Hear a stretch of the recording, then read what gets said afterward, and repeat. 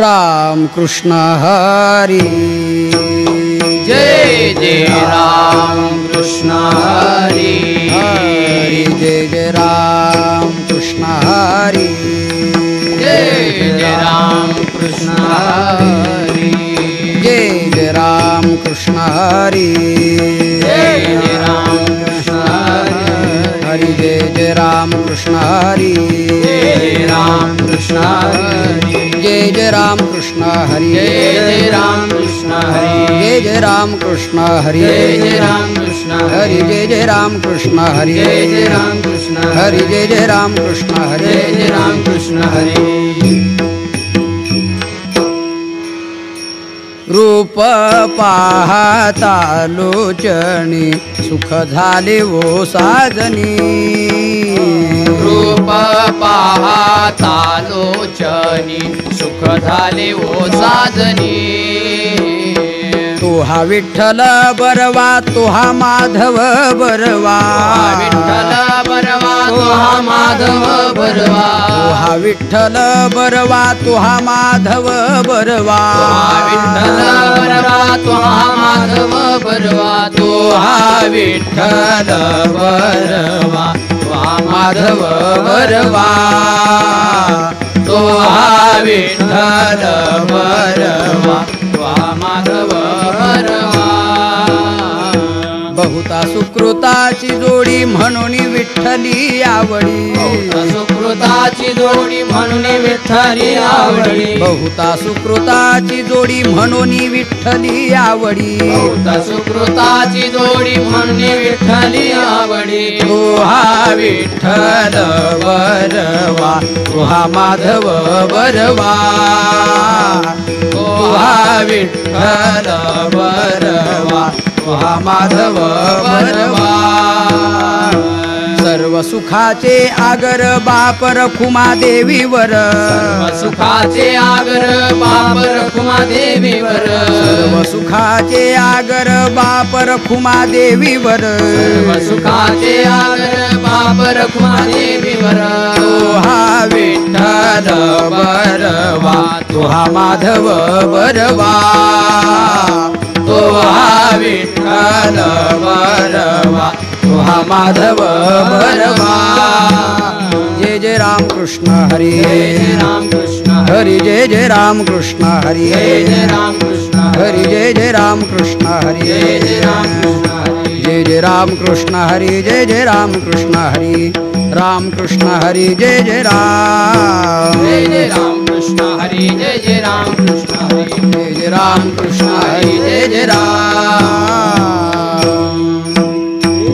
रामकृष्ण नामे दोन्ही साजिरी रामकृष्ण नामे दोन्ही साजरी रामकृष्ण नामे दोन्ही साजिरी रामकृष्ण नामे दोन्ही साजरी हृदय मंदिरी स्मराकारी हृदय मंदिरी स्मराकारी हृदय मंदिरी स्मराकारी आपुली आपण करा सोडवन आपुली आपण करा सोडवन आपुली आपण करा सोडवन आपुली आपण करा सोडवन संसार बंधन तोडावे गे संसार बंधन तोडावे संसार बंधन तोडावे ज्ञानदेवा ध्यानी रामकृष्ण माळा ज्ञानदेवा ध्यानी रामकृष्ण माळा ज्ञानदेवा ध्यानी रामकृष्ण माळा ध्यानी रामकृष्ण माळा हृदये जिव्हाळा श्रीमूर्ती रया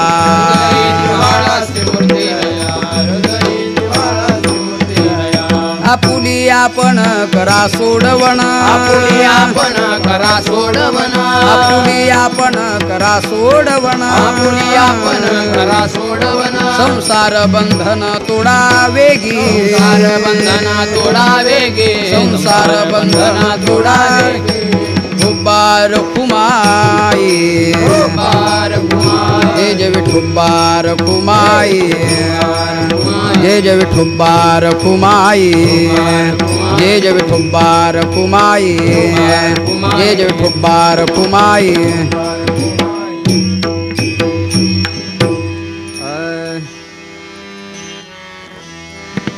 राम कृष्ण नामे हे दोन्ही साजिरी राम कृष्ण नामे हे दोन्ही साजी राम कृष्ण नामे हे दोन्ही साजिरी राम कृष्ण नामे हे दोन्ही साजिरी राम कृष्ण नामे हे दोन्ही साजिरी राम कृष्ण नामे हे दोन्ही साजिरी राम कृष्ण नामे हे दोन्ही साजिरी राम कृष्ण नामे हे दोन्ही साजिरी हृदय मंदिरे स्मराकारे हृदय मंदिरे स्मराकारे आपुले आपण करा सोडवण आपुले आपण करा सोडवण हृदय मंदिरी स्मरकारे हृदय मंदिरी स्मरकारे आपुली आपण करा सोडवण आपुली आपण करा सोडवण संसार बंधन तोडावे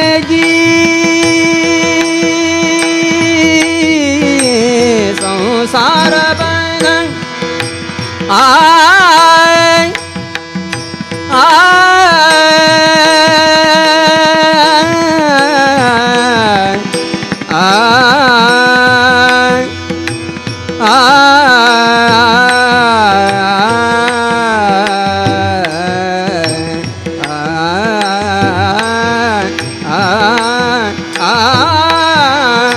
संसार बंधन तोडावेगी आय आय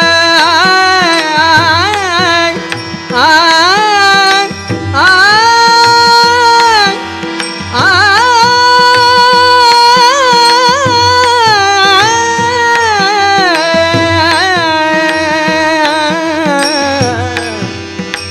संसार बंधन तोडावेगी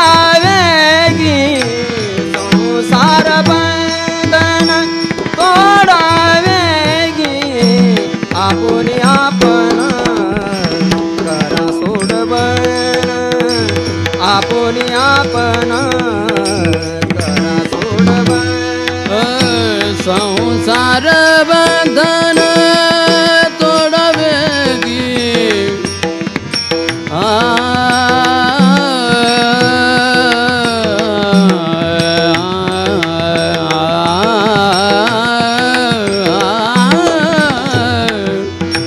संसार बंधन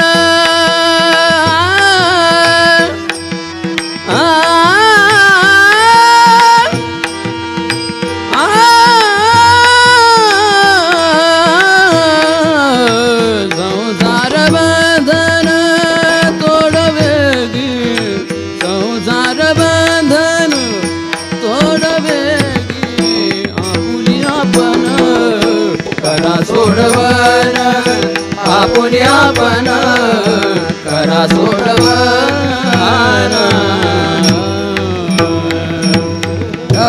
विठ्ठल विठ्ठल विठ्ठल विठ्ठल विठ्ठल विठ्ठल विठ्ठल विठ्ठल विठ्ठल विठ्ठल विठ्ठल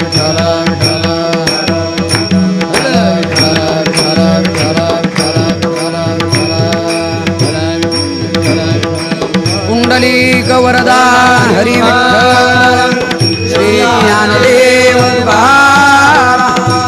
पंढरीनाथ महाराज की विठ्ठल विठ्ठल विठ्ठल विठ्ठल रामकृष्ण नामे ये दोन्ही साजिरी हृदय मंदिरी स्मराकारी आपुली आपण करा सोडवण संसार बंधन तोडावेगी ज्ञानदेवा ध्यानी रामकृष्ण माळा हृदयी जिव्हाळा श्रीमूर्तिरया आपुली आपण करा सोडवण संसार बंधन तोडावी गे विठ्ठल विठ्ठल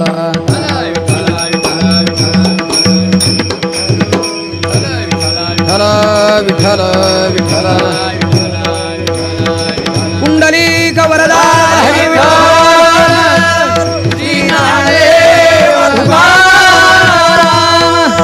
ज्ञानेश्वर महाराज की जय गुरु तुकाराम महाराज की जय विठ्ठल विठ्ठल रामकृष्ण नामे ये दोन्ही साजिरी हृदय मंदिरी स्मराकारे आपुली आपण करा सोडवण संसार बंधन तोडावी गे.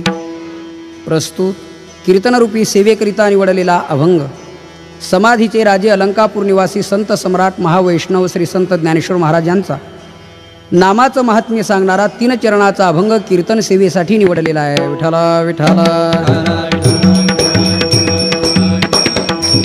पांडुरंगा करू प्रथम नमन पांडुरंगा करू प्रथम नमन दुसरे चरण संताची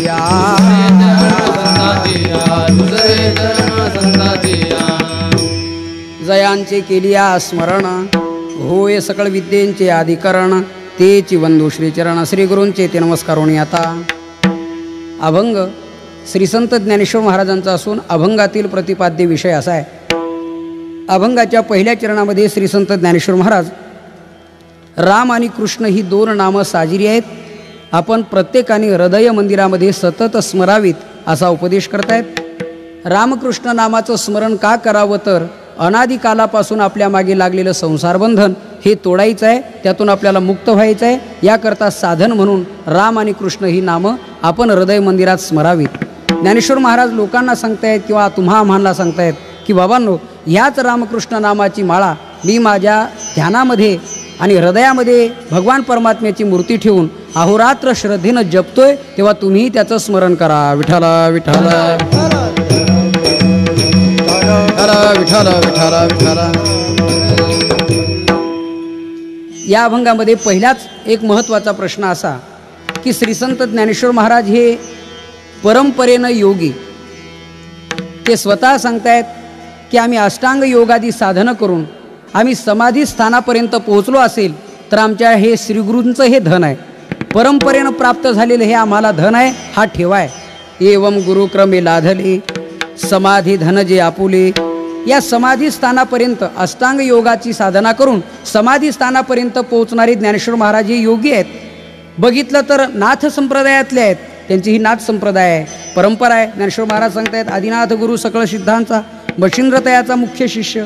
आदिनाथ भगवान परमात्म्यांनी जे ज्ञान सांगितलं ते मच्छ्याच्या पोटात विष्णू परमात्म्याने ऐकलं, तेच भगवान परमात्म्यांनी म्हणजे मच्छिंद्रनाथांनी गोरक्षनाथांना, गोरक्षनाथांनी गहिनीनाथांना, गहिनीनाथांनी निवृत्तीनाथांना आणि निवृत्तीनाथांनी ज्ञानेश्वर महाराजांना ते ज्ञान दिलं.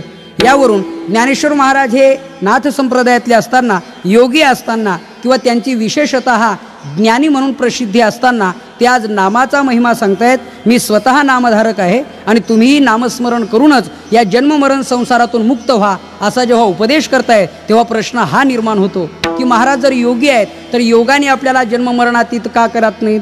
स्वतः मी योगी आहे तर मग मी नामस्मरण करतो हे कसं? त्याचं ज्ञान, त्याचा अनुभव ज्ञानेश्वर महाराजांना आहे का? तर याचं उत्तर थोडक्यामध्ये त्यांच्याच भाषेमध्ये सांगतो म्हणजे झालं. विठ्ठल विठ्ठल. ज्ञानेश्वर महाराजांच्या ज्ञानाबद्दल विचार केला तर ज्ञानेश्वर महाराज स्वतः सांगतायत योगभ्रष्ट पुरुष हा मागावून जन्मत असतो आणि त्यांचं ज्ञान हे अगोदरच निर्माण होत असतं. ज्ञानेश्वर महाराजांनी एक उदाहरण सांगितलं. मोटकी देहाकृती उमटे आणि निज ज्ञानाची पहाट फुटे, सूर्यापुढे प्रगटे प्रकाश जैसा. सूर्य नंतर आणि त्याचा प्रकाश अगोदर, तसा योगभ्रष्ट पुरुष जन्माला येतो तो नंतर आणि योगभ्रष्ट पुरुषाचं ज्ञान निर्माण होतं ते अगोदर. म्हणून ज्ञानेश्वर महाराज म्हणतायत की हा योगी पुरुष किंवा हा योगभ्रष्ट पुरुष हा जन्माला येताना तो संपूर्णतः ज्ञान घेऊनच जन्माला येतो, प्रगट होतो, तेव्हा त्यांना ज्ञान मिळवावं लागत नाही. ज्ञानेश्वर महाराजांनी तैसी दशेची वाट न पाहता आणि वैसेचे गावा न येता बाळपणीचं सर्वज्ञता वरी तया ते. विठ्ठल विठ्ठल.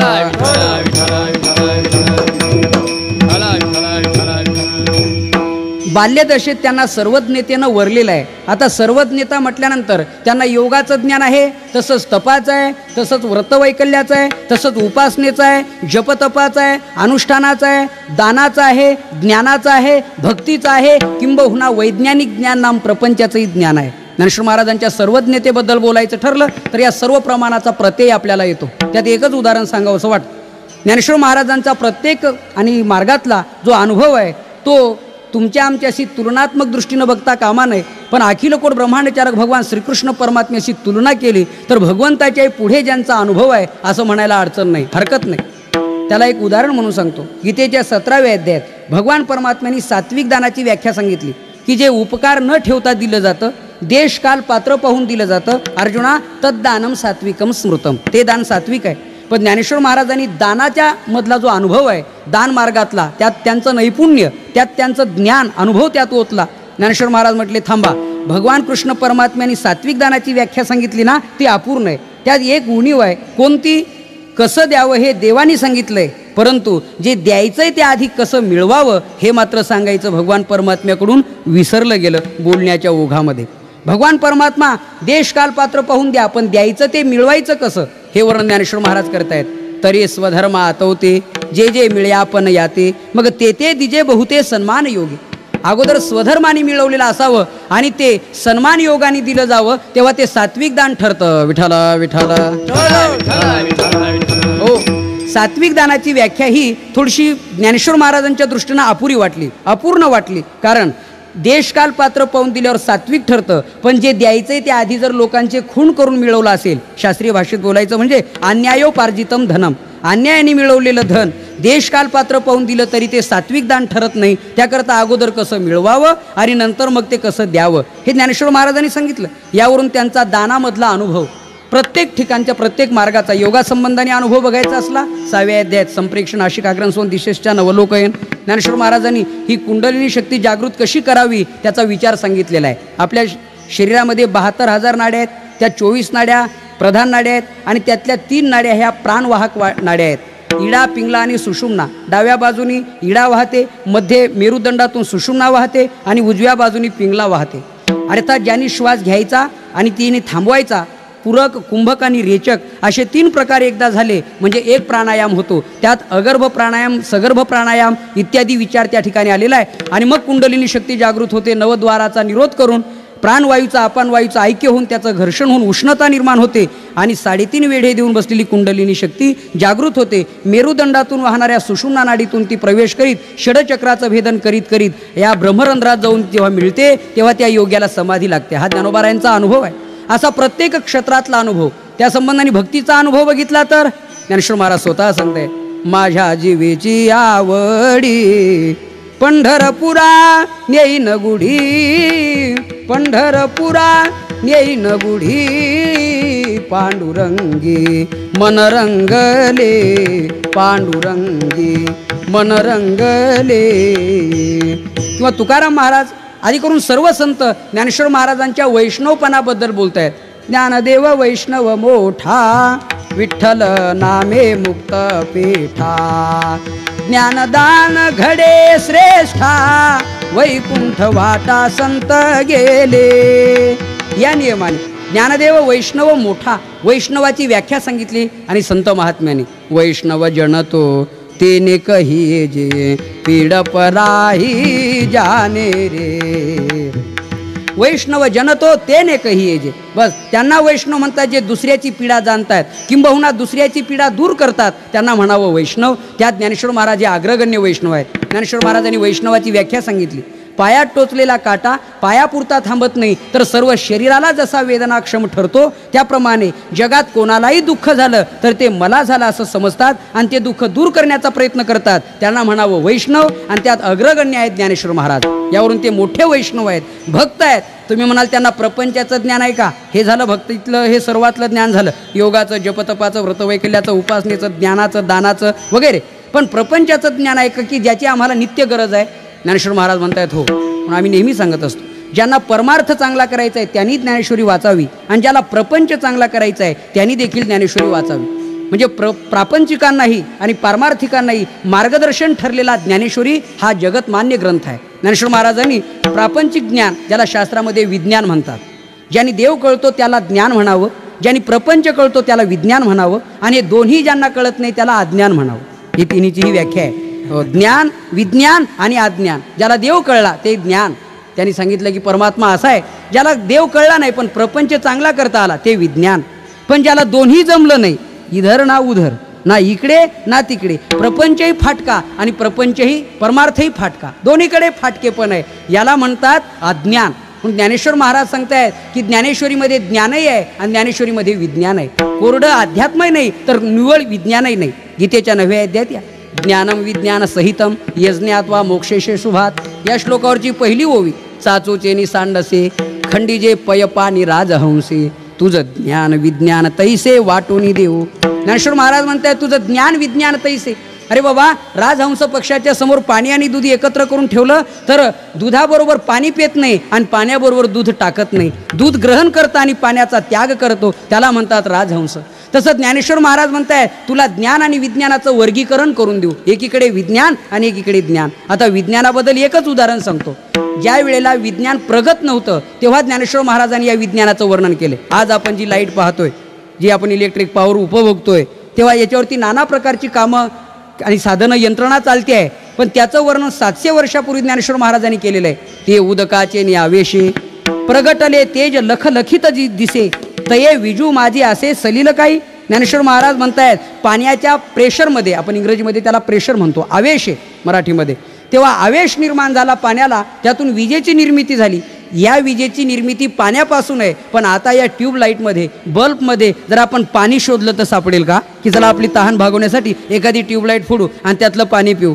ही वीज पाण्यापासून आहे पण त्यात पाणी नाही. हे जसं महत्त्वाचं आहे, ज्ञानेश्वर महाराजांनी विज्ञानाचं त्यावेळेला वर्णन केलं. प्रपंच, आपण प्रपंचातले किडे म्हटलो तरी चालेल, पण प्रपंचात राहूनही जे प्रपंचात कळलं नाही ते ज्ञानेश्वर महाराजांनी सांगितले. ज्ञानेश्वर महाराज म्हणतायत बाई बाळंतीण झाल्यानंतर 5वीच्या दिवशी रात्रभर दिवा लावून ठेवावा त्या बाईजवळ. वास्तविक हा प्रपंच आहे. ज्ञानेश्वर महाराज अजन्म नैष्टिक ब्रह्मचर्य पालन करणारे, पण व्यवहारातल्या गोष्टी तेही मार्गदर्शन केले. ती रात्र 5वीची म्हणजे 6वीची रात्र आहे. त्या दिवशी जन्माला आलेला मुलगा वा मुलगी, मागचं जे त्यांनी केलेलं कर्म प्रारब्ध, त्याला आपण 7/12चा उतारा म्हणा पूर्ण, म्हणजे जे काही केलं असेल कर्म, ते कर्म ती 6वी त्या दिवशी त्याच्या कपाळावरती लिहित असते. ज्ञानेश्वर महाराज म्हणताय 6वीकडून जर चुकीचं लिहिलं गेलं तर त्याला जबाबदार कोणी नाही. काळा गोरा पण एकदा रंग प्राप्त झाला, आता कितीही त्याला बदलण्याचा प्रयत्न केला तर तो जसा पुसला जात नाही. काळ्या काळ्या माणसांनी एकत्र जमून लाईफ बॉय, लक्स, हमाम, रेक्सोना, अजून काही साधन असले, साबण, या सर्व साबणाचा वापर केला आणि एखाद्या सरोवरावर जाऊन घसून घसून गोरं होण्याचा प्रयत्न केला तर ते गोरे होतील असं नाही, उलट त्यांच्या मूळ रंगाला चकाकी चढेल असं म्हटलं तर काही बिघडणार नाही. ज्ञानेश्वर महाराज म्हणतायत जैसे काळे गोरे पण धुतले फिटो नेले. काळे गोरेपणा जसा धुतल्याने बदलत नाही अर्जुना, त्याप्रमाणे कपाळावर 6वीने लिहिलं की ते बदलत नाही. लल्लाटीचे लिहिले ते न पुसेगा काही केले.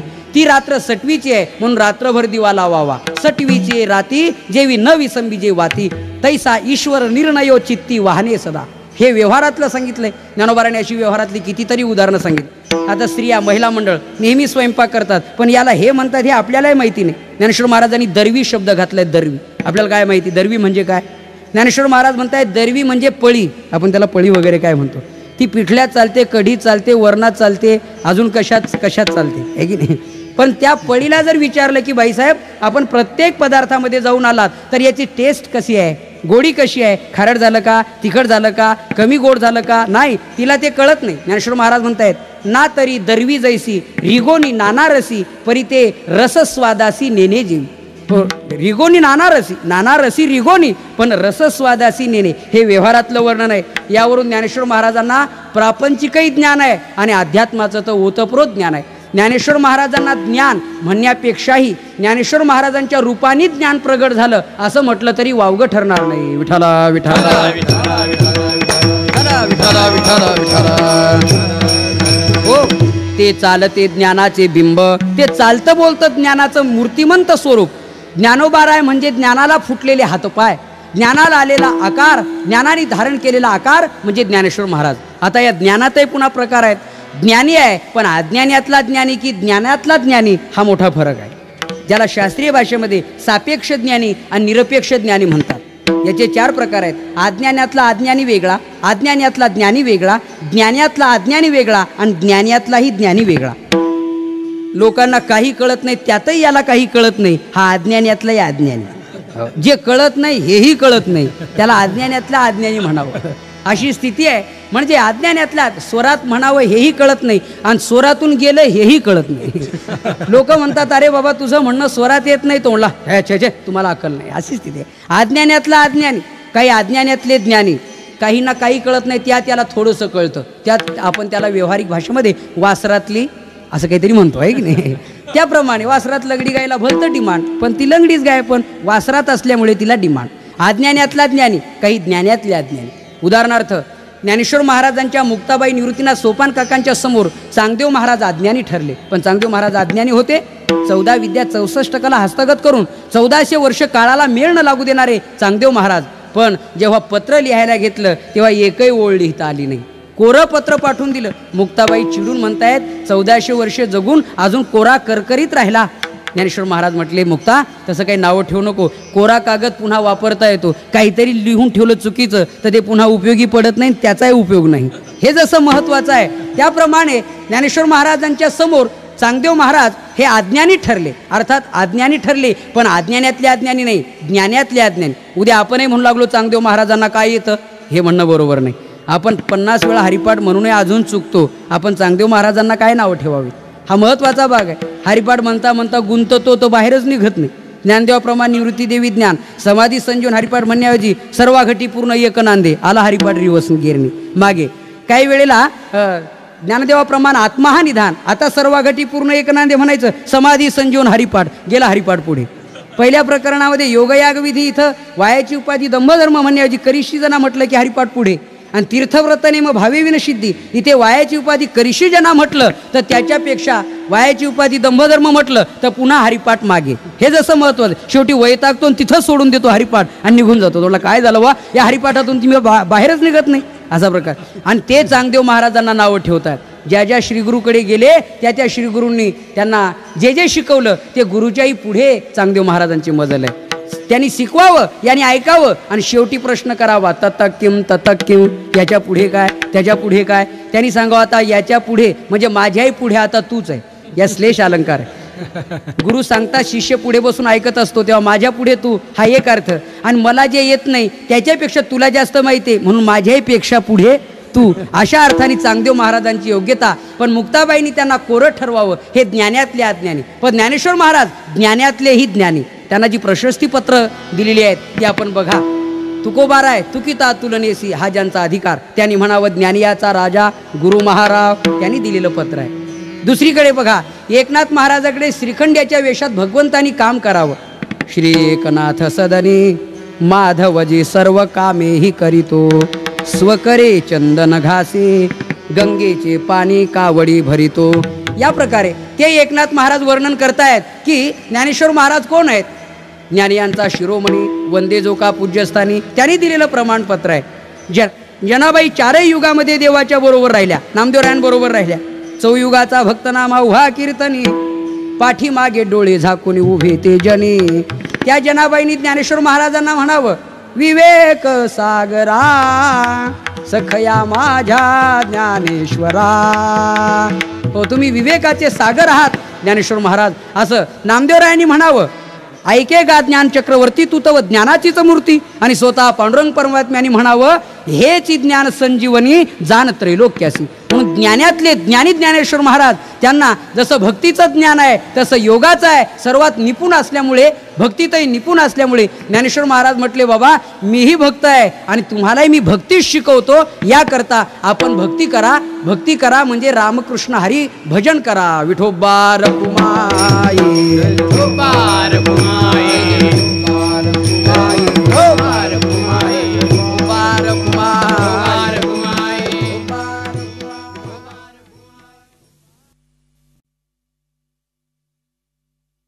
विठोबा रखुमाई, विठोबा रखुमाई, विठोबा रखुमाई, विठोबा रखुमाई, विठोबा रखुमाई, विठोबा रखुमाई, विठोबा रखुमाई, विठोबा रखुमाई. जय जय विठोबा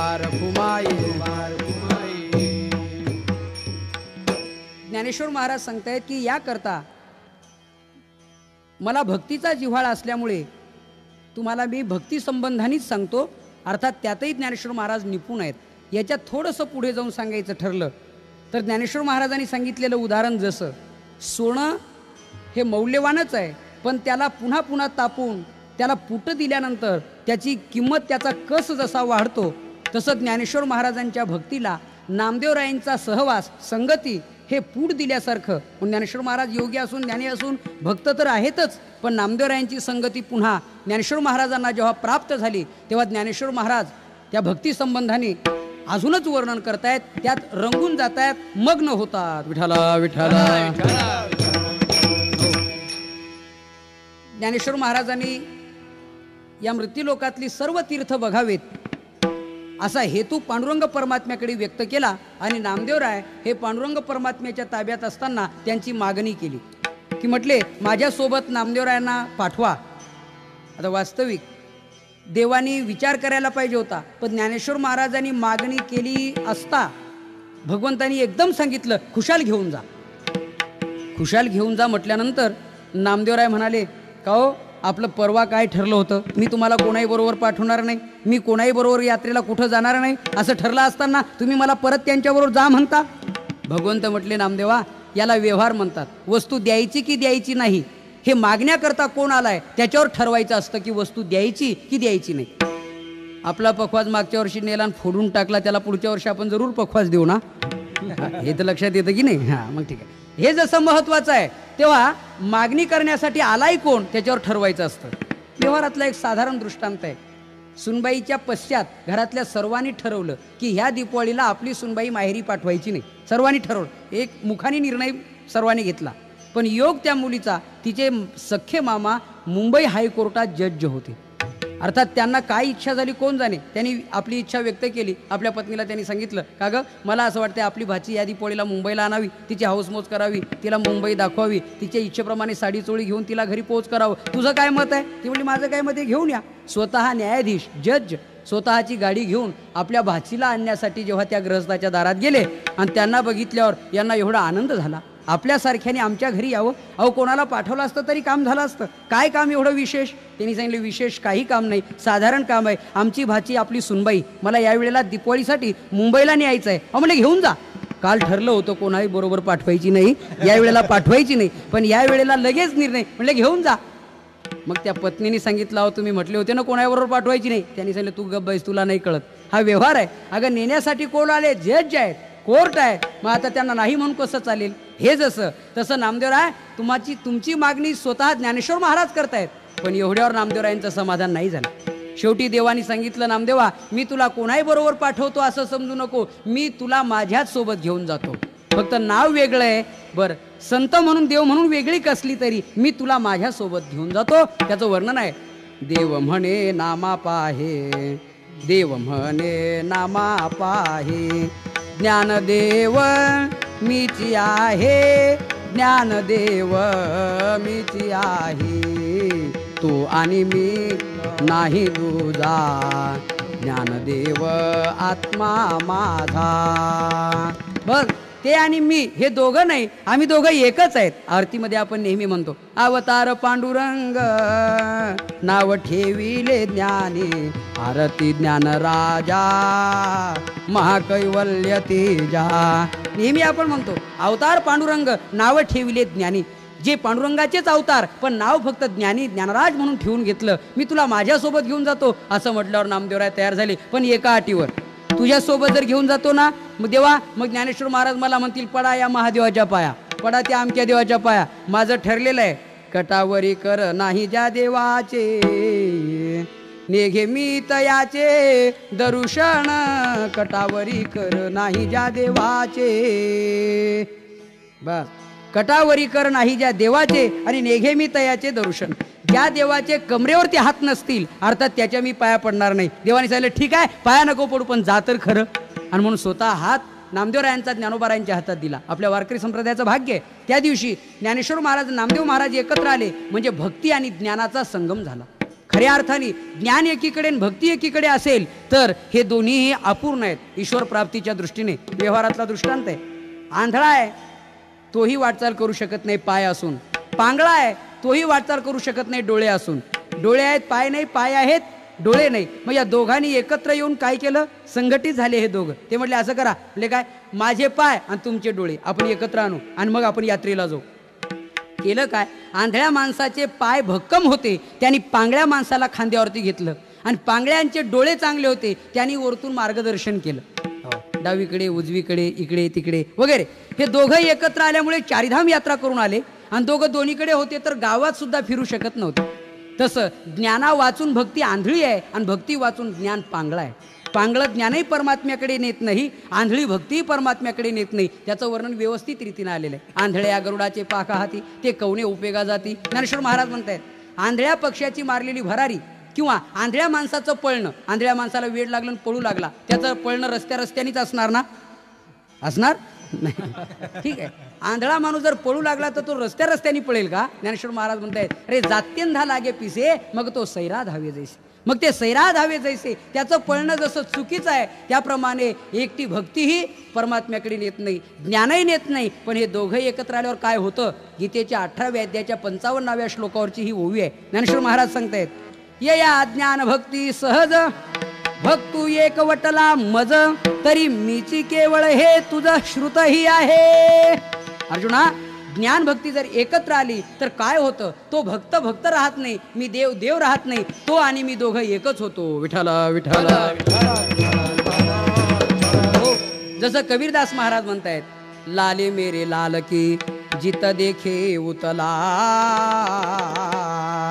लाली देखन को मैं गई तो मैं भी हो गई लाल. परमात्मा पाहण्याकरता जातो तो परमात्माच होतो. आग्नीत पडलेलं काष्ट राहत नाही तर अग्नीच होतं. या नियमाने महाराज म्हणतायत, आता आम्ही दोघं एकच होतो, अर्थात ज्ञान भक्ती एकत्र आल्याचा हा परिपाक.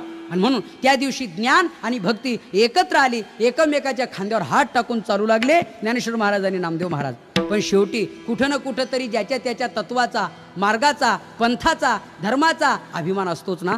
शेवटी एकदा प्रसंग असा आला की दोघांनाही तहान लागली, व्याकुळ झाले, पाणी दिसत नाही जवळपास. एका विहिरीमध्ये खोलगट अशा भागात पाणी, कुठंतरी थोडंसं पाणी थांबलेलं आहे. आणि तेव्हा ज्ञानेश्वर महाराज म्हटले, बघा आता तुम्ही आहेत भक्त, मी आहे योगी, मी छोटं रूप घेतो, पाणी पिऊन येतो. आता तुम्ही आहेत भक्त, तुमचं विठोबा रुक्माई, इथं काय कामाचं.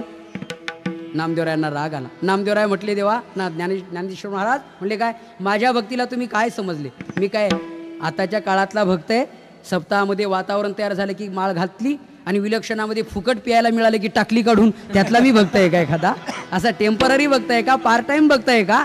नाही, माझ्या भक्तीचा माझा आत्मविश्वास आहे. देवाला जर गरज असेल, माझी भक्ती जर खरी असेल तर पाणी इथे येईल. इथे नामदेवरायांनी प्रतिज्ञा केली. ज्ञानेश्वर महाराजांनी छोटं रूप घेतलं, पाण्यासाठी विहिरीत गेले. नामदेवरायांनी डोळे मिटले आणि देवाचं भजन, पांडुरंगे येईवो पांडुरंगे जीवाचे जीव लगे येईवो पांडुरंगे, येईवो पांडुरंगे, पांडुरंगे येईवो पांडुरंगे. देवाचं स्मरण केलं. ऐका आता, ज्ञानेश्वर महाराज पाणी पिऊन परतत असताना पुन्हा स्मरण झालं. ज्ञानोबारायांनी विचार केला, आपल्या जबाबदारीवर आपण नामदेवरायांना आणलंय. त्यांनी पाणी घेतलं आणि नामदेवरायांना सांगितलं, प्या पण जरा उपहासाने.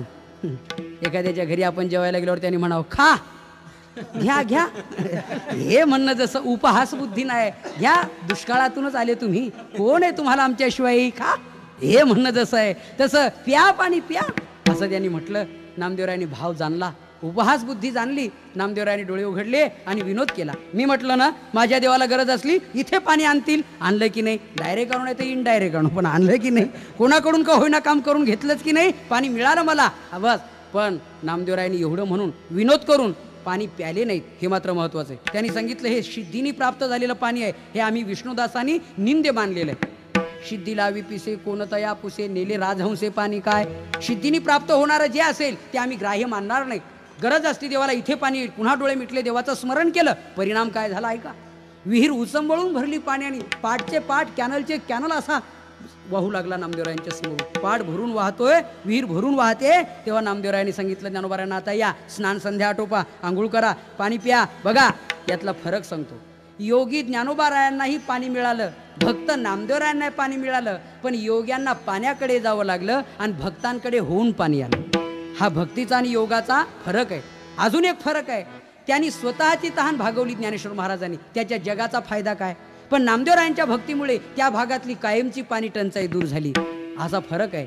म्हणून योगी स्वतः उद्धरून जातो. ध्यानेनात म्हणे पश्यंती केचिदात्मान महात्मना, या न्यायाने योगी स्वतः परमार्थ करून उद्धरून जातो, त्याचा जगाला उपयोग नाही. भक्त स्वतःही उद्धरतात आणि जगाचा उद्धार करून जातात, म्हणून भक्ताचा जगाला उपयोग आहे. विठ्ठला विठ्ठला विठ्ठला विठ्ठला विठ्ठला विठ्ठला विठ्ठला. अर्थात अशी ही भक्ती आणि हा योग तेव्हा ज्ञानेश्वर महाराजांच्या लक्षात आलं की आपल्या योगापेक्षाही इथे भक्तीलाच महत्त्व आहे. तेव्हा ज्ञानेश्वर महाराजांनी निर्णय घेतला, आता योगाने देवाकडे जायचं नाही, भक्तीने देवाकडे जायचं. रामकृष्ण परमहंसानी स्वामी विवेकानंदांना हे उदाहरण फार सोप्या भाषेत पटवले. भक्ती आणि योगाचा फरक त्यांनी सांगितलं. वानरीलाही पिलं होतात, माकड म्हणा वानर म्हणा, आणि मांजरीलाही पिलं होतात, पण फरक आहे. माकड वानरी ती काय करते, आपल्या पिलांना एकदाच सांगते बस की हे बघ, तुला जर जगायचं असेल तर तू मला धर, मला या झाडावरनं त्या झाडावर उडी मारायची असते, या घरावरून त्या घरावर, या डोंगरावरून त्या डोंगरावर, तेव्हा मी तुला धरण्यासाठी मला वेगळे हात नाहीत, तू मला पकड. वानरीच्या पिलांना आपण निरीक्षण करून बघा, जगण्याची मरण्याची जबाबदारी पिलावर, आईवर नाही. त्यांना एवढंच फक्त माहिती आहे, आपण जास्तीत जास्त पिलाचे आई वडील होणे, जगण्याची जबाबदारी आपल्यावर नाही, ती कोणतंही सरकार येईल ते करेल. त्यांना काय माहिती, त्यांना याच्यापेक्षा योगक्षम वाहण्याची जबाबदारी त्यांच्यावर नाही, जास्तीत जास्त पिलांची माता पिता होणं एवढीच त्यांचं काम, असं म्हटलं तरी चालेल. पण मांजरीचं तसं नाही. मांजर पिलांना जन्म देते आणि नेहमी त्या पिलांना त्याचं स्थलांतर करते, इथून तिथे तिथून तिथे, या घरातून त्या घरात. का? तिला माहिती आहे की त्या पिलांच्या बापाचा स्वभाव म्हणजे बोकोबाचा स्वभाव मांजरीला चांगला माहिती आहे की तो बोकोबा इतका कृतज्ञ बाप आहे की नाश्त्यावारी 4-5 पिलं खाऊन टाकील. त्यांनी त्या पिलांना खाऊ नये याकरता ती त्याला सुरक्षित राहावं म्हणून पिलांना सांभाळते. पिलांना कळत नाही, पिलाची जबाबदारी आई वाहते. हे उदाहरण कशासाठी दिलं रामकृष्ण परमहंसानी स्वामी विवेकानंदांना? योगी होऊन देवाकडे जाल तर वानरीच्या पिलाप्रमाणे तरण्याची जबाबदारी तुमची, आणि भक्त होऊन देवाकडे जाल तर मांजरीच्या पिलाप्रमाणे तुमचं रक्षण करण्याची जबाबदारी आईची, पर्यायानं देवाची. विठ्ठला विठ्ठला विठ्ठला या दृष्टांता नियमाने ज्ञानेश्वर महाराजांनी निर्णय घेतला, आता भक्तीच करायची. आणि ज्ञानेश्वर महाराजांनी पुराणाचा धांडोळा घेतला. पुराणामध्ये नाम महापुराण भागवत आहे. भागवतामध्ये स्वतः भगवान सांगतायत, उद्धवा, कलियुगामध्ये माझी प्राप्ती ही योगानी नाही, माझी प्राप्ती भक्तीनेच आहे. न साधयति माम योगो न सांख्यम धर्मम उद्धव. भगवान सांगतात, न स्वाध्यायास्तपस्त्यागो यया भक्तिर्ममोजिता. न स्वाध्याय बर, न तपहा बर, पुढे न योगा. माझी प्राप्ती योगाने होणार नाही, मग माझ्या प्राप्तीसाठी भक्तीच कारणीभूत आहे असं देवानी सांगितलं त्यावेळेला. तेव्हा ज्ञानेश्वर महाराजांनी तेच हरिपाठाच्या 5व्या अभंगाच्या प्रथम चरणात सांगितलं, योग याग विधी येणे नव्हे सिद्धी, वायाची उपाधी दंभ धर्म, वायाची उपाधी दंभ धर्म, हरिमुखे म्हणा, हरिमुखे म्हणा. ज्ञानेश्वर महाराज म्हटले, बाबांनो तुम्ही हरी हरी म्हणा, मुखाने हरी हरी म्हणा, अरे योग यागाने देवाची प्राप्ती होणार. आणि दुसरी गोष्ट, असा जर एवढं सांगूनही एखादा आग्रह धरत असला तर ज्ञानोबारायांनी त्याला युक्ती सांगितली. एखादा आजार असा आहे की दूध आणि साखर घेतल्याने तो आजार जातो, असा जर आजार असेल तर त्यांनी कशाला हा आग्रह धरावा की मी लिंबाचा कडूपाला खाऊनच रोग घालवीन. ज्ञानेश्वर महाराज म्हणतायत, रोग जाय दूध साखरे तरी निंब का प्यावा. जर एखाद्या दुधाने आणि साखरेने एखादा रोग जात असेल तर निंब पाला खाण्याची आणि इच्छा तरी का बाळगावी त्यांनी. हे जसं महत्वाचं आहे तसं भक्तीने नामस्मरणाने देवाची प्राप्ती होत असेल तर मी योगच करीन देवाच्या प्राप्तीसाठी, हे तरी त्यांनी का म्हणावं. आणि मग तुम्ही त्याच्या मागे लागू नका, मग तुमचा उद्धार करून घ्यायचा आहे का. जपतप अनुष्ठान व्यर्थ कास या करणे, जपतपानुष्ठान व्यर्थ कास या करणे, व्रत ये मने मन लगे दैवता धरणे, देवता धरणे, आसन मुद्रा ज्ञान ध्यान न लगे वाराणसी मरणे, आसन मुद्रा ज्ञान ध्यान न लगे वाराणसी मरणे, हा केशव माधव अच्युत वदता होय पातक हरणे. ओम नमो भगवते रामकृष्ण वासुदेवा, ओम नमो भगवते रामकृष्ण वासुदेवा, केशव माधव अच्युत वदता होय पातक हरणे. ओम नमो भगवते रामकृष्ण वासुदेवा, काही करण्याची गरज नाही. एकनाथ महाराजांचा दुसरा अभंग आहे, त्यांनी सांगितलं, न लगे तीर्थाचे भ्रमण तुम्ही वासुदेव वासुदेव म्हणा, दंडन मुंडन तुम्ही वासुदेव वासुदेव म्हणा, न लगे पंचाग्नी साधन तुम्ही वासुदेव वासुदेव म्हणा, तुम्ही आठवा मधुसूदन तुम्ही वासुदेव वासुदेव म्हणा, वासुदेव वासुदेव म्हणा तुम्ही वासुदेव वासुदेव म्हणा. काही करण्याची गरज नाही, तुम्ही वासुदेव वासुदेव म्हणा, देवाचं नामस्मरण करा. तसं ज्ञानेश्वर महाराजांनी सांगितलं, तुम्ही काही करू नका. तुमचा जर संसार बंधनातून तुटावं आणि मुक्त व्हावं किंवा देवाची प्राप्ती व्हावी असं तुम्हाला वाटत असेल तर तुम्ही देवाचं नाव घ्या. पण देवाचं नाव घ्या म्हटल्यानंतर लोकांनी विचारलं, महाराज देवाचं नाव घ्यायचं आहे, पण देवाचं नाव घेण्यासाठी देवाला जर एकच नाव असेल तर आम्ही ते नेमकं घेऊ. पण तुकोबारांनी वर्णन केलेलं आहे, बहु आहे करुणावंत अनंत हे नाम ज्या तुहा उतरील पार. त्याला तर अनंत नाम आहेत, मग अनंत नामातलं तुम्ही नाम घ्यायला सांगता, ते नेमकं कोणतं घ्यावं? मग ज्ञानेश्वर महाराज म्हणतायत, मी तुम्हाला ही दोन नावं घ्यायला सांगतो, एक राम आणि एक कृष्ण. हीच नावं काय घ्यायला सांगतो तर ही अत्यंत साजिरी आहेत म्हणून घ्यायला सांगतो. ही गोष्ट अभंगाच्या पहिल्याच्या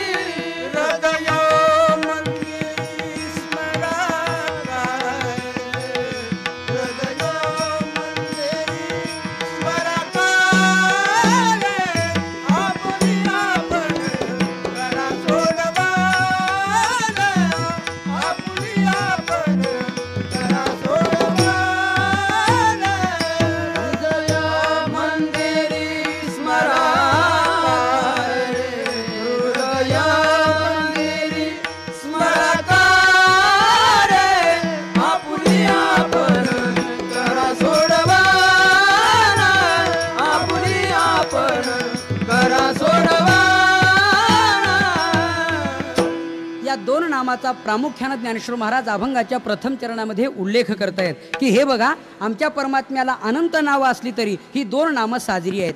याला साजरी हे विशेषण का दिलं याचं कारण आहे, नामाला स्वतंत्र महत्त्व नाही, नामीचं महत्त्व नामामध्ये आलेलं असतं. हो, नावाला स्वतंत्र महत्त्व नाही.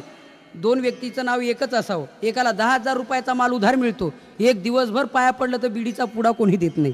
त्याचं कारण आहे नाव एकच आहे दोघांचं, पण नाव जरी एक असलं तरीही मात्र कर्तृत्व भिन्न आहे ना. बाबा रे, त्याच्याकडून 10,000चा नव्हे 20,000 रुपये वेळ आली तर मिळतील, पण तुझ्याकडच्या विडीच्या पुड्याचे पैसेही मिळतील असं वाटत नाही. म्हणून हे जसं आहे तसं देवाचे अवतार अनंत असले तरी, अनंत नावं असली तरी देवाच्या अवतारामध्ये वर्णन करताना 6 प्रकार केलेत गर्गसंहितेमध्ये. अंश अंशांश आवेश कला पूर्ण आणि पूर्णत्तम असे 6 प्रकार आहेत. त्यापैकी राम आणि कृष्ण हे 2 अवतार पूर्ण आणि पूर्णत्तम आहेत. महाराज म्हटले पूर्ण अवतार रामकृष्ण, पूर्ण अवतार. पूर्ण अवतार रामकृष्ण, राम आणि कृष्ण हे 2 अवतार पूर्ण आहेत आणि अवतार पूर्ण आहेत म्हणून त्या अवताराची नावंही पूर्ण आहेत. त्यामुळे ही साजरी नावं आहेत, अर्थात याच नावाला हे महत्व आहे. विठ्ठला विठ्ठला विठ्ठला विठ्ठला विठ्ठला. बस, रामकृष्ण नामे हे दोन्ही साजिरी. व्यक्तीचं महत्त्व नामात येत असता हा त्याचा सिद्धांत आहे. राम आणि कृष्ण हे अवतार पूर्ण आहेत म्हणून त्या नामालाही पूर्णत्व आहे, हा त्याचा एक महत्त्वाचा भाग. आणि स्वतंत्र नामाचा महिमा सांगायचं ठरलं तर त्याचं उत्तर असं आहे, राम आणि कृष्ण ही 4 अक्षराची 2 नामं आहेत. आता राम याचं महत्त्व पद्मपुराणात वर्णन केलेलं आहे. राम म्हटलं की तोंड उघडतं बघा, आणि म म्हटलं की तोंड मिटतं. आपण कधी काळी प्रयोग करा, तोंड उघडं ठेवून म म्हणा, चालणार नाही. इथे नका प्रयोग करू.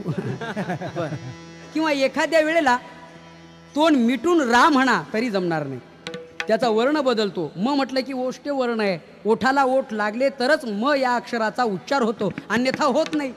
मग याचा अर्थ काय? याचा अर्थ असा आहे, आपल्या हृदयात ज्ञात अज्ञात पातकांचा जो समूह आहे, रा म्हटलं की तोंड उघडतं तेव्हा सर्व पातकं बाहेर येऊन पडतात.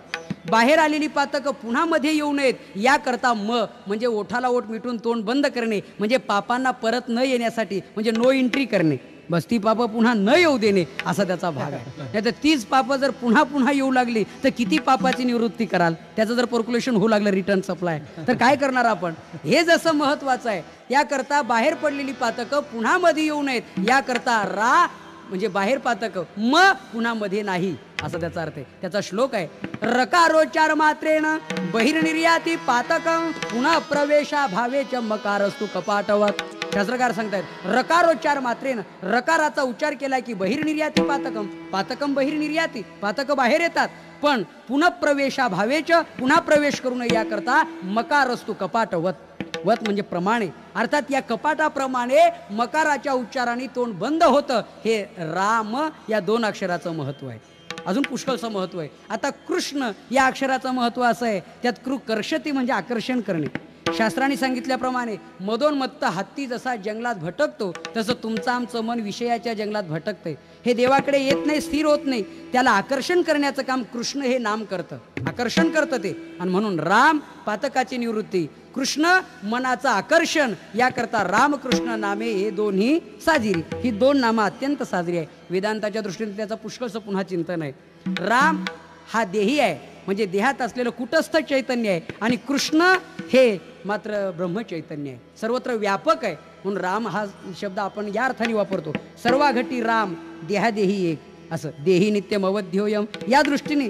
किंवा काय म्हटलेलं आहे तैसा हृदयामध्ये मी राम असता सर्व सुखाचा आराम. पण कृष्णा संबंधाने वासुदेव संबंधाने विचार केला तर हे समस्त श्री वासुदेव सर्वाभूती पाहे एक वासुदेव आहे की नाही, किंवा वासुदेव सर्वमिती या दृष्टीने इथे तो एक ब्रह्मचैतन्य आणि कुटस्थ चैतन्य हे दोन्ही चैतन्य एक होत असेल तर त्या नामाचा उच्चार केल्याने होतं. म्हणून रामकृष्ण नाम ही बरवी आहेत, साजिरी आहेत, पण तुम्ही हृदय मंदिरात स्मरा. वरच्यावर ओठात नका स्मरू. का? त्याचं कारण आहे वरचेवर जर स्मरण केलं तर त्याला जिव्हाळा नसतो, त्याला प्रेम नसतं. बघा काही माणसं म्हणतात अहो त्यांचं बोलणं काय खरं आहे का, ते इथून वर आहे. आजारी पडलेला माणूस म्हणतोय देवा माझी चिठ्ठी कुठं हरवली, त्याचं मरण अपेक्षा करणं काय खरं आहे? ते इथून वर आहे. एखादा माणूस मेला म्हणजे कोणी म्हणतं भाऊ देवा अरे कसं उलटं केलं, पिकलेलं पान देठाला लटकून राहिलं आणि हिरवं हिरवं पान खाली गळून पडलं, माझ्या वाचून काय उरलं होतं, मी गेलो असतो हा तरुण राहिला असता किती चांगलं झालं असतं. असं रडणाराचं जर रडणं ऐकलं आणि एखाद्या साधू पुरुषांनी प्रयोग केला की ठीक आहे तुमची इच्छा आहे की आपण मरावं यांनी वाचावं, हेतू खूप चांगला आहे, इकडे या मी तुम्हाला एक औषध देतो, तुम्ही मराल मुलगा जिवंत होईल. किती जण पुढे येतील? किती जण पुढे येतील? त्यावेळेला नाही पुढे येणार. मग म्हणतात अहो आता तो असा वेळा तसा वेळा आम्ही आपलं काय ते सहज म्हणत होतो, अशी स्थिती आहे. तात्पर्य हे आहे की माणसाला हे वरवर बोलणं आहे. तसं तुमच्या वाचेत नाम नको, तुमच्या हृदय मंदिरी स्मरा. एक अर्थ म्हणजे जिव्हाळ्याने स्मरा, त्याला जिव्हाळा. हृदयात जिव्हाळा आहे, वाचेत रांजणातलं हौदातलं पाणी संपतं, त्याला जिव्हाळा नाही. विहिरीत 20 हाऊस पॉवरची मोटार 24 तास चालते, संपत नाही, त्याला जिव्हाळा आहे. तसं हृदय मंदिरात जपा एक. आणि दुसरी गोष्ट आपल्या परमार्थाची वार्षिक परीक्षा आहे. आता 6माही परीक्षेत पेढे वाटू नका. आम्ही फार परमार्थिक आहोत, आम्ही देवदेव करतो असं काही समजू नका. आपली वार्षिक परीक्षा आहे अंतकालेच मामेव. मरताना देवाचं स्मरण व्हावं आणि सर्व विषयाचा विसर पडावा.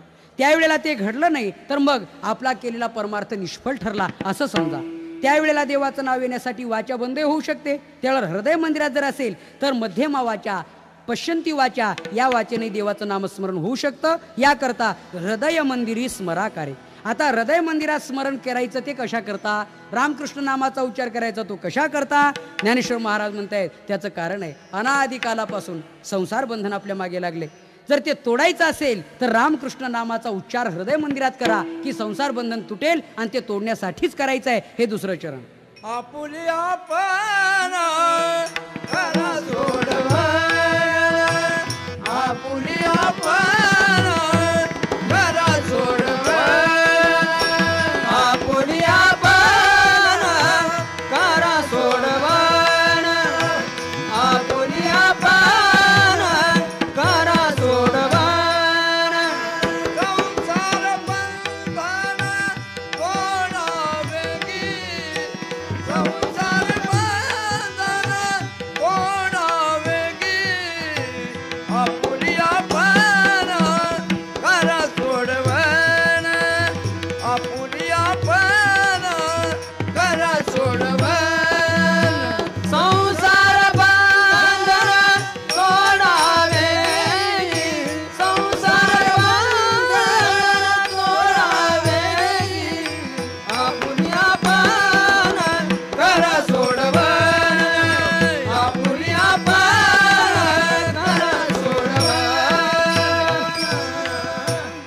महाराज म्हटले संसार बंधनातून निवृत्त व्हायचं असेल, तोडायचं असेल तर त्याकरता रामकृष्ण नामाचं हृदय मंदिरात स्मरण सतत करा.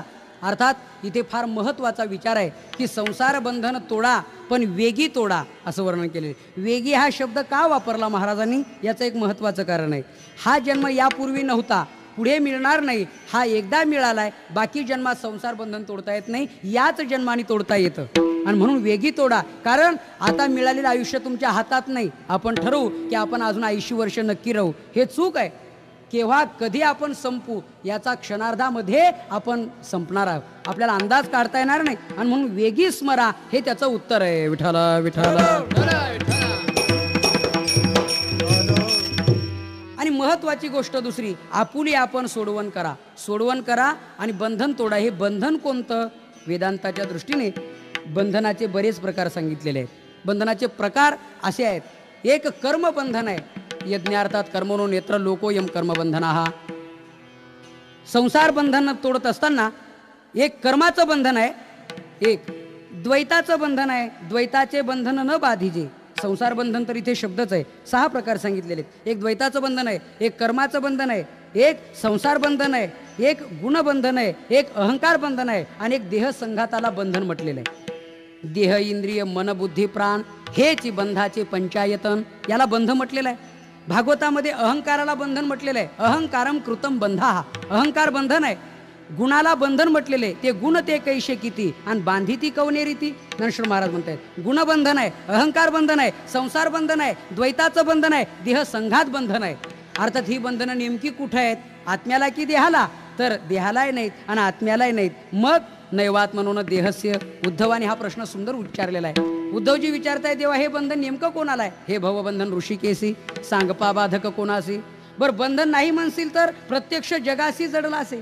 संसार बंधन जगाला आहे म्हणावं तर आत्म्याला की देहाला? देहालाही नाही आणि आत्म्यालाही नाही. मग आत्म्याने देहाचा संबंध घेतलाय तिथे बंधन आहे.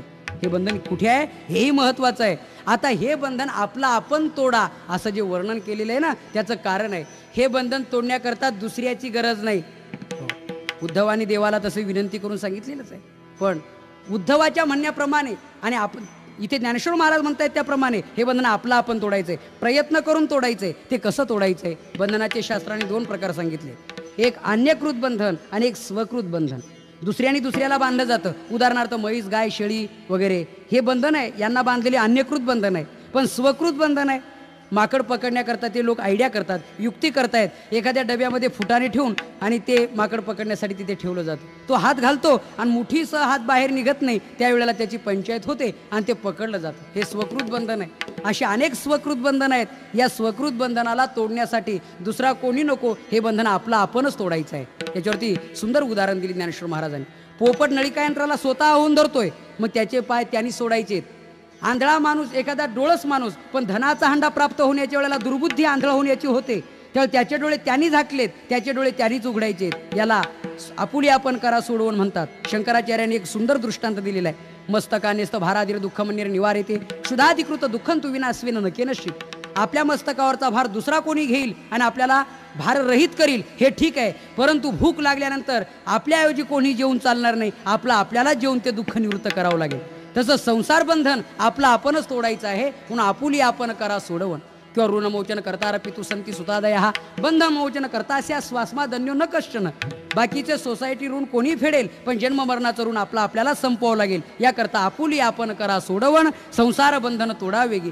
ज्ञानदेवा ध्यानी रामकृष्ण माळा हृदयी जिव्हाळा श्रीमूर्ती रया. आपुली आपण करा सोडवण. संसार बंधन तोडावेगी. ज्ञानेश्वर माऊली ज्ञानराज